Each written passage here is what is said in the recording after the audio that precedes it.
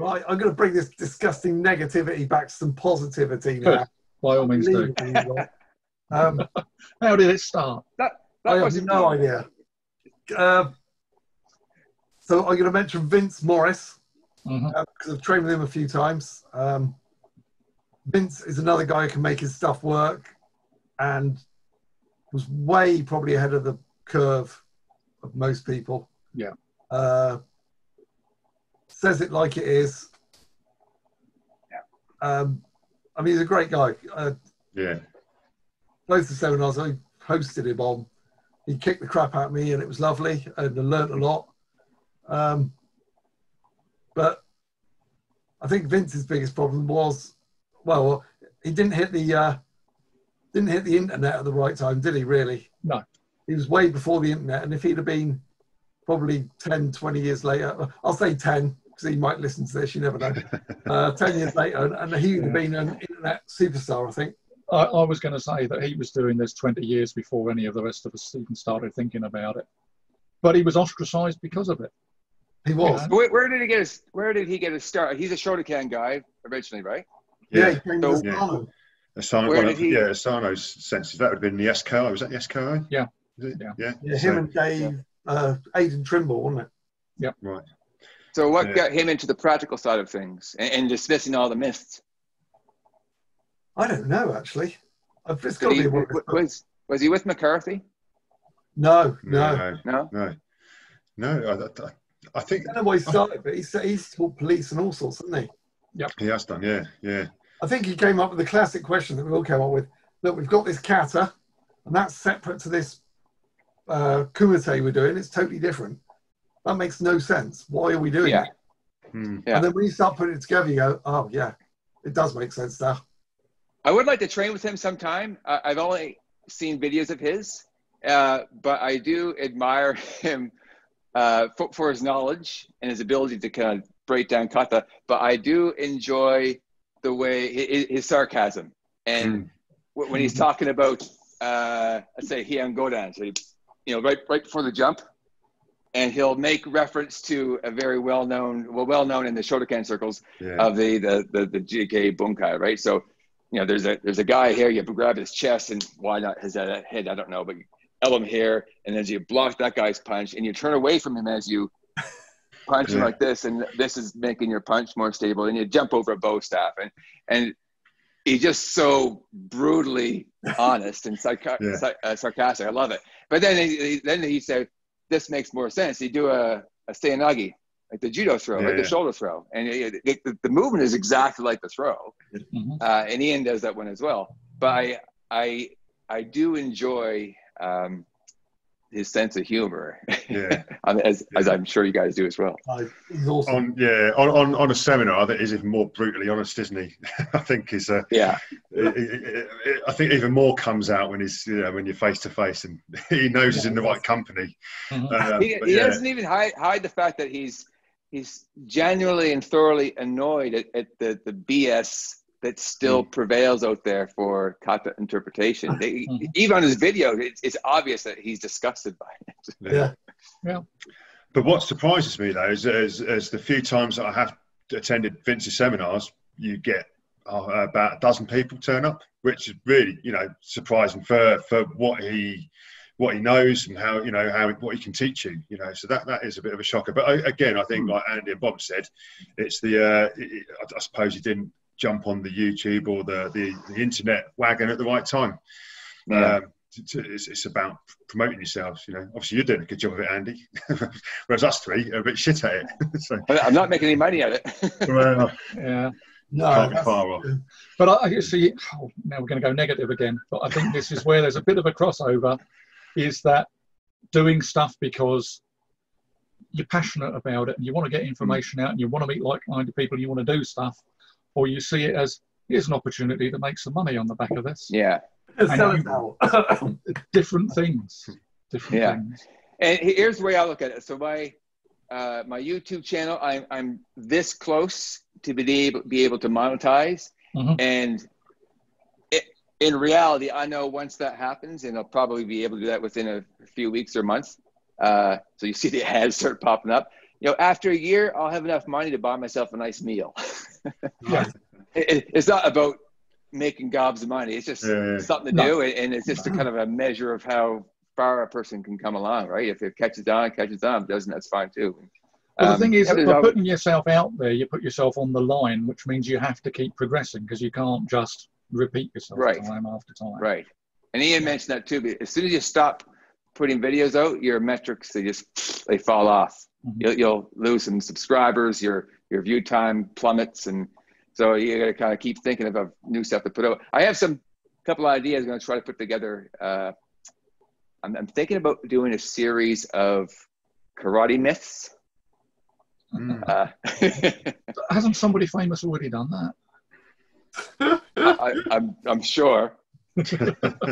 You've probably been banned from Insight by now, so I wouldn't worry about it. There's no crossover. Yes. You're going to love. I'm planning. I got my first couple videos planned that you're going to love, Andy. All about Hecate. That will be myth number 10. I don't have the energy to get inside this yet. You wait. Beat that one to death last year. It'll be slightly different to most people's, I think, but yeah. I've addressed that a couple times in some blogs and whatnot, and that wouldn't even be the focus, right? But it just kind of an aside, something I write in the blog or say in the video, and then that's what people kind of jump on. Those still paralyzed by the dogma, but Hecate gives power, right? There's all kinds of things that you heel down for stability, right? Have to have your heel down for stability. It's utter nonsense. Maybe yes, maybe no. Do you need it? No. Hecate is another thing. The posture, shoulders down and back. That's the way you have to do your Kion, and to lean forward and throw your shoulder into it is bad form in Shotokan when you're doing your Kion.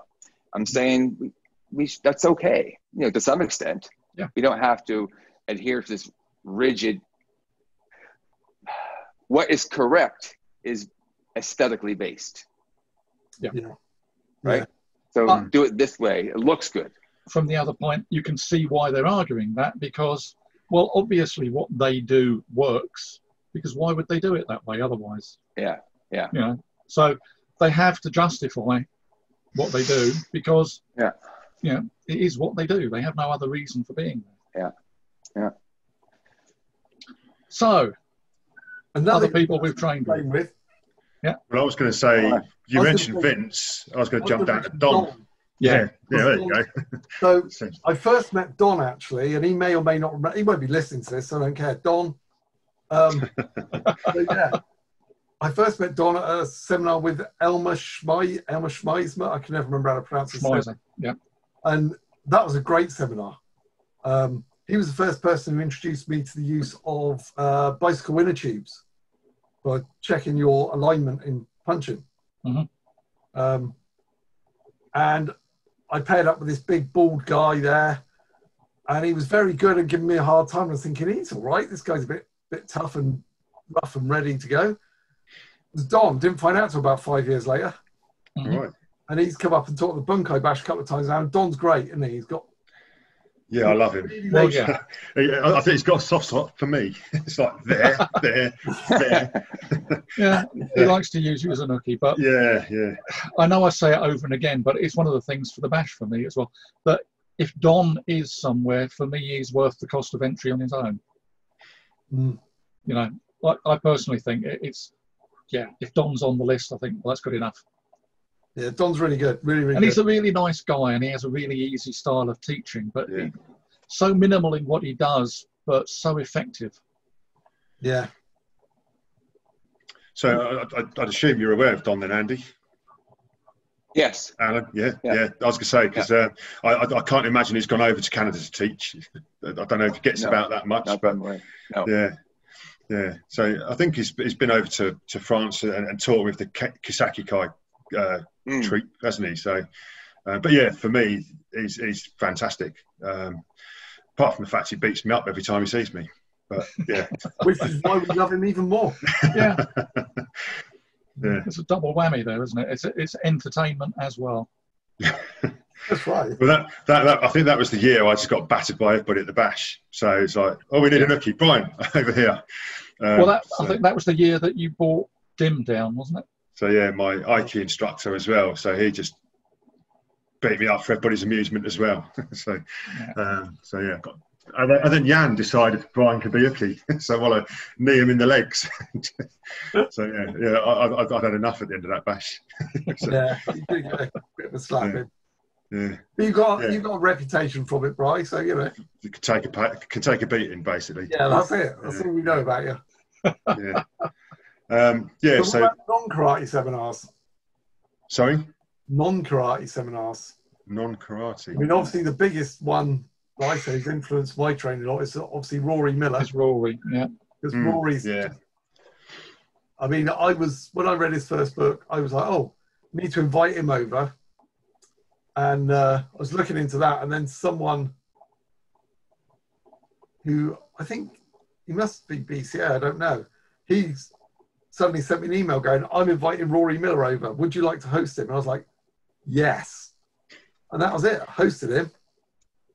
And I think I hosted him every year for about six years, maybe, on the trot. A good few years, yeah. So the first time he came down, we're finishing up training. He goes, oh, what are we going to do now? I said, I'll take you down to the Chippy. He's like, you what? I mean, I'll take you to the Chippy. He's like, okay. I said, it's the best Chippy in Swindon. He's like, right. He's a man of few words, generally, when he's not teaching. And he's looking at me funny, and I'm thinking, what's going on? There's something not right here. So we drive to the fish and chip shop, obviously, which us Brits call a chippy. Not obvious to me. Well, to him, a chippy was a prostitute. I go, I'll take you to the chippy, and he's like, right, okay. The best chippy in Swindon. Yeah, very, very strange. Without wishing to get myself into trouble, I'm sure there's some competition for that. I'm sure there is, yeah. But yeah, I taught him lots of things. So when you took him into the restaurant, was he disappointed or relieved? I'm not sure. I'll have to ask him. But yeah, I mean, we've done all sorts of things. He helped teach my son play poker. We've had a sword fight in a castle in Wales. Yeah, I mean, he's good fun to have around. And knows his stuff inside out. And when I mentioned Patrick McCarthy earlier, the way he just spoke and talked for hours, and I was happy to listen to it. But Rory's another one that I could just listen to him talk because he knows his shit and he explains it really, really well. So yeah, I'd recommend training with Rory to just sitting around with a cup of coffee listening to his stories is entertaining enough. But again, it was the difference in the stuff we did in Swindon down there with Rory, not being in a dojo, out on the streets in the shopping centre. It just so far from your comfort zone as a training thing, and so not related to karate, but still is, if that makes sense. Yes, we did a lot of soft skills training. We were walking around the shopping centre. You had to identify targets to mug, and you were also stalking the other groups who were walking around as well, trying to get covert photos. And yeah, there was all sorts of different exercises you were doing. It was just completely different to anything that you would do at a normal seminar, to be honest. So yeah, I mean, it's truly eye-opening and different. And no pajamas. And that's something we do on our seminars. And like I say, I think the first time I trained in civvies was training with you, Andy, actually. Can't think where it was. It over in Welling, Hatfield, something like that. Kesh. With Kesh, yeah. And that was the first time I'd trained in my regular clothes, and possibly. But yeah, it's different, isn't it? Yeah, so we're so used to training barefoot and in pajamas. It's cool to do it in your regular clothes, and has a different feel to it. It does. And some people argue that the staunch traditionalists insist that you must wear a gi. And I used to think that way as well, because that's what I learned. But since COVID, my gym closed down because I rent out of a rec center. So I've been doing classes out of my backyard for the last since the end of June, and we're outside. It's hot as hell. We're in the grass, and we just don't wear gis, and I'm really enjoying it. Just wearing shorts and t-shirt. But doesn't it change the feel? Are you even doing the same thing? You know what? Well, the training is the same kind of training. Yeah. The only thing I don't like is doing kata. I miss that snap. The snap of the gi, of the gi. It's artificial as it is, but I've become conditioned to think that when I hit a snap, I'm doing something right. Yeah. You get that quick movement of your limbs, but with a t-shirt on, you just don't get that at all. No. And the gi pants, they hide all your bad form too, and your back knees bent and so on. It makes you look better than you really are. Yeah. It can hide a multitude of sins. The only thing I don't. Sorry, carry on. The only thing I miss a bit is with the gi. When we're doing some grappling, you get something to grab onto. A little t-shirt, it doesn't work the same. Yeah, and then we don't want to be wearing bulky jackets or something to look, for something to grab onto in the backyard. It's 30 degrees outside this time of year, so too damn hot. That's one of the things I've always had as a bit of a bee in my bonnet about. Again, though, that if you're reliant on what somebody's wearing in order to make your technique work, then your technique doesn't work. Right. It might be appropriate for a certain style of clothing, but if it's dependent upon somebody wearing a gi in order to be functional, then it's not functional. Yeah, I agree. I've done a little bit of jiu-jitsu, and the gi, there's so much you can do with the gi, but your partner can do that against you as well. And sometimes it's just hard to move because it's a battle of grip sometimes. Yeah. Same thing with judo. The person who gets that grip is in such control, whereas that's just not the case if you're wearing t-shirts and shorts. So we're doing our grappling in the backyard sessions where we have nothing to grab onto. So the grappling we've had to kind of modify when we're doing arm drags and stuff. There's just no fabric to grab onto. It's more natural, and it's a different feel, and we're learning as a result. And it gives you a lot more variation as well, because you are going to misplace, you are going to slip off, you're going to get greasy, you're going to get sweaty. You have to make things work in a different way. And I think there's a lot to be gained from training that way. It's 35 degrees here today, which is, I think I might be a step too far in the vest, but it's not raining either. No. 35 degrees is not raining. And the people who say that gis aren't realistic, and so we wear street clothes, and they wear jogging bottoms and a t-shirt. Yeah. You go, but you don't always wear that. And they go, yeah, well, I've got my movement in that. And you go, well, that's you're killing your own argument then. I mean, I sometimes will train with, I've got a little backpack which I shove full of some stuff, and I would train with that because I wear a backpack around a lot. So it could end up that I'm being attacked with that in. It's a bastard, because if you've got someone who thinks about it, they just grab the backpack and you're getting chucked around all over the place. But it's more natural because that's what I wear. And I wear hiking boots most of the time. So it's like going to the Suju sessions. First time I came down there, again, it was jogging bottoms and sweatshirt so that I could move and so that I could train. But these days when I turn up there, it's just, well, these are the clothes I've arrived in, these are the clothes I'm training in, these are the clothes I'm going home in.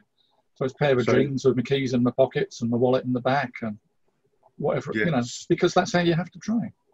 So the Suju sessions, Andy, it's a nightclub in Swindon, in case you didn't know. So Suju is a place in Swindon. It's a really shitty, sticky, dark nightclub. It's a very nice nightclub, and the man who lets us have it is a very nice man. Yeah. Love it, mate. Brian, did you have a video on that just a little while ago? Is it like an older? Is it a repost or something? It's a repost. Going around and people come at you with a pad. That's it. That was I shared that on Instagram. Yeah, that was our old gauntlet where it was just run through and just hit everything, and it was fucking brilliant fun. It was brilliant. Yeah, it was great. But we've adapted that now. We've changed it to make it a little bit more scenario based. So the last time we did the gauntlet, everybody said, hopefully they were telling the truth, it was the best one we've done yet. So we kind of knackered them out before we went on the gauntlet and led them through blindfold, and then just, there's your scenario, let's go. But it's just training in environments as well. is so massively important. Again, if you're teaching effective defence skills, doing it in a big wide open space with a flat floor all the time, is only part of the story. But Rory Miller talks about that. Yeah. Yeah.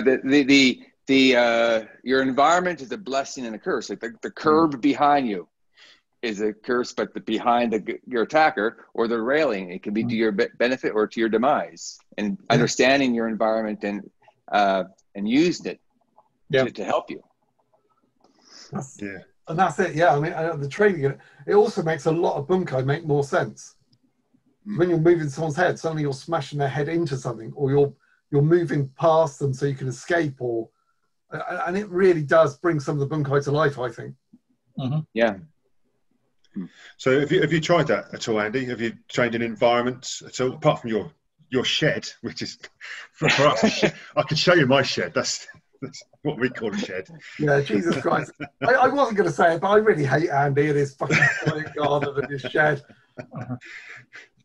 There it is up there. Yeah. All right. Yeah. He's definitely a bastard, isn't he? The karate cabin. I built that myself, you know. That's awesome, though. It is, yeah. Just a little bit jealous, yeah. It was supposed to be a storage shed, and then little by little, I start taking stuff out. Yeah, the lawn tractor comes out, the snow blower comes out, and now I've got puzzle nuts back there and everything. But as your question, I haven't done of that environment stuff. I do a bit of scenario stuff in the dojo. We did some last night with the rubber knives, but nothing like going to the nightclub with all the environmental kind of obstacles. Yeah, so Rory's drills are really, because he does like a one-step drill.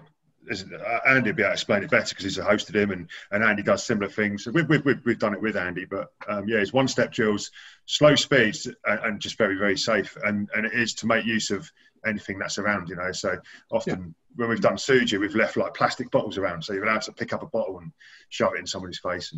And you've got to think about the implications of doing that to somebody, obviously. But it's a different ball game, isn't it? So well worth doing. Well worth doing. I thought Andy was going to say something on I was going to say something, but I thought, no, Brian's doing fine. I thought, no, go on, carry on. One of the people we need to talk about and try and bring it back to seminar experiences. Don't have to, but I was just trying to think. Scenarios. I've done John Titchin's scenario training. So I don't know if I know Bob has. I think you've done a joint seminar with John, didn't you, Andy? I did do a joint seminar. And I don't know if you're aware of his work at all, Andy, in Canada. John did. I've heard of him. I haven't checked it out. You know, I tell you, the UK seems to be a bit of a mecca for practical karate. There's a lot of guys over there that are doing some cool stuff. In Eastern Canada, there's my friend Jeff, but he's 4 hours away. He's a KU guy. And that's all I can think of. It's all 3K or sport karate around here. Right. I don't know whether that says good things about the UK or bad things about the UK. The fact that we feel the need. Yeah. To be fair, if you wanted to go to a practical karate seminar with a top, and I'm going to put them instructor, you could probably do that every weekend of the year quite easily now. In the UK, so many things on. Yeah, it's insane. I don't know how much of a demand, if I were to host someone like Ian, I don't know how many people I could, from around here, I could get to attend. There's I know smatterings, bits of people here and there that would be interested. But that would be one of my hang-ups is, could I get enough people in to kind of... Yeah, geography is a big issue over that side of the Atlantic, isn't it? Because everybody is just so more widely spaced. Yes. You know, this is such a small country that you can get wherever you want within a few hours. Yeah. And Nova Scotia isn't geographically, it's a bit smaller than, I think it's a bit smaller than England, but we don't even have 1 million people. Sounds awesome. I need to move out there. I did look at property out there sometime last year because I thought that looks really good. But Stella was somewhat concerned about the fact they have winters out there. We do have winter. Yeah. But, I live in the suburbs. I live on my lot's close to 2 acres, and I just get trees next to me, and it's wonderful. We get all kinds of space. Yeah. Can't hear my neighbor's toilet flush. So we all need to go over to Andy's, and you can just do it. You can host a seminar. You can do like a Bunkai Bash Canada, and we'll just come over to you. Yeah, we'll come over to you. Yeah. So so I mentioned John teaching. I will talk a little bit about that, because we mentioned scenario training, and that was one of the first types of scenario training I did. With him, and he does it with all the is it Predator body armor, I think. Bob, is that what he's got? I can't remember. It might be, but it's really good armor. I can't remember. It is good quality stuff. It's good quality armor, good headgear, and he does. So he'll do play out a scenario, give each person a part to play, and then the scenario just flows how it does, and he records it, and then at the end of that, you'll view the footage, and he'll give you pointers on what you could have done differently, what you did well. So that's a good one. I'd recommend. Yeah, he's very, very professional with the way he does that, and puts a lot of work into those things. Because I think it's not necessarily for everybody, because he's very keen on doing realistic stuff. By which I mean, it's not just blokes getting together to fight.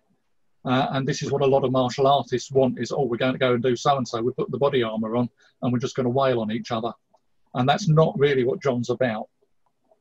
No. I was going to say, the downside to it, what I found was, with the armor, you've cracked somebody, you've given them a good, a right hook, and you think you'd have gone down then because they got headgear on.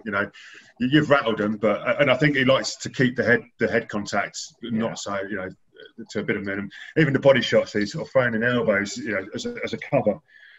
People are still standing, obviously, because they've got good body armor. So as soon as the body armor's on, everybody's Superman, aren't they? Yeah. Having worn the body armor and done scenario training, and you go through a lot of people, by the end of it, if you get too many hard shots to the head, you just it's not a fun day. No. Yeah. Start feeling a little bit. I've gone home with a headache from that. Yeah, so that wasn't good. But it's worth doing, even if you only did it once. I think that sort of training. So I found it of good benefit. So But I mean, the thing I really liked about John's stuff, and I got access to the videos afterwards, is that it's the debrief that goes with it. It's the fact that he's filmed everything, he's plotted it, and what people think they have done compared to what they actually have done when they watch back are very often vastly different things. And it gives you a good insight into particularly what martial artists are thinking they're doing. I was say, on the one we did at Suju, we got people to give us a debrief at the end, or we asked them a question. The person that jumped out and what colour t-shirt were they wearing, and most people got it wrong. But the one who was spot on was we had a guy, Joe Andrews, which was Joe Andrews, so he was an ex-doorman, and we asked him some. I can't think it was questioning. Was it you, Bob? Yeah, basically they'd run the gauntlet. They'd been attacked, they'd had various scenarios to do, and then the last thing they had to do when they were absolutely exhausted and we'd sat them in the corner was then give us a witness statement as to what had happened. Because again, that is a practiced skill, and a lot of people get into trouble. If you're claiming to teach self-defense and the skills that go with self-defense, giving a witness statement immediately after, when you're confused, you're adrenalized, it's not an easy thing to do, and it's not always a sensible thing to do. So it was interesting to see how that worked. But Joe was pretty spot on, wasn't he? He was very calm. He put himself down very quick, and just gave you a good account of what happened. I think he'd been there many times before.